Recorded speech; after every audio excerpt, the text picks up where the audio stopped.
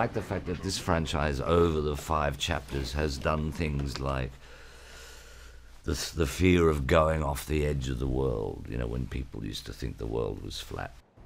Johnny Depp and the gang are back for another installment of Pirates of the Caribbean.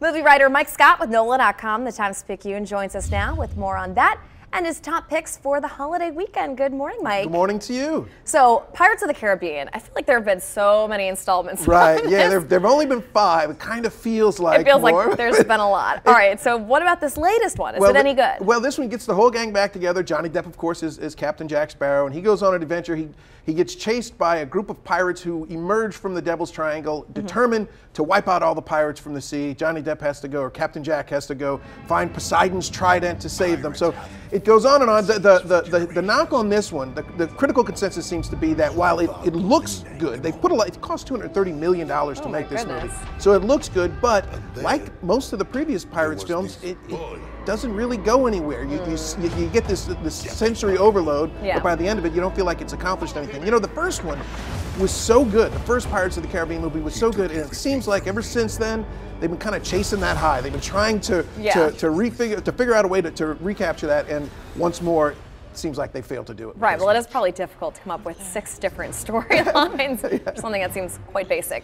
All right, Baywatch. A lot of people are interested in this Baywatch movie. Looks kind of silly to me, but what do you think? And that's the point. This one is made in the mold of the 21 Jump Street movie that was shot here in New Orleans a few years ago, where they take an old TV property, they reboot it as a comedy, as an R-rated comedy. And so this is a sort of a raunchy Baywatch. And as I was saying in the break, this one is ripe for parody. Baywatch is a fairly ridiculous show about a group of lifeguards who get into all kinds of trouble every week. Dwayne Johnson stars. He's always charismatic. Zac Efron is also in this one. But I'll tell you what, it just leaves a lot on the table. It's got its funny moments, but it's just not nearly funny enough. In fact, a lot of times as I'm watching it, I felt like it was a Baywatch episode.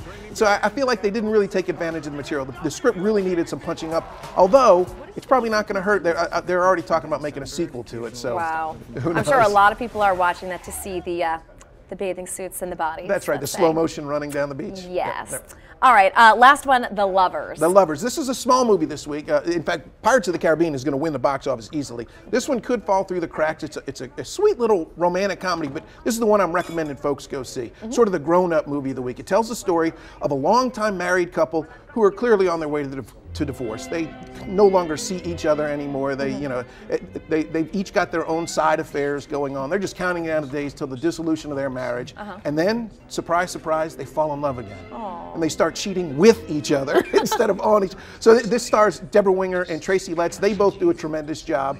The script is nice, and it's got a sense of honesty to it. It's not one of these fantasy romances. This one has a bit of honesty to it that keeps it grounded. It's a really nice movie. I recommend this one. All right, Mike Scott, thank you so much for your movie picks this holiday weekend. My pleasure.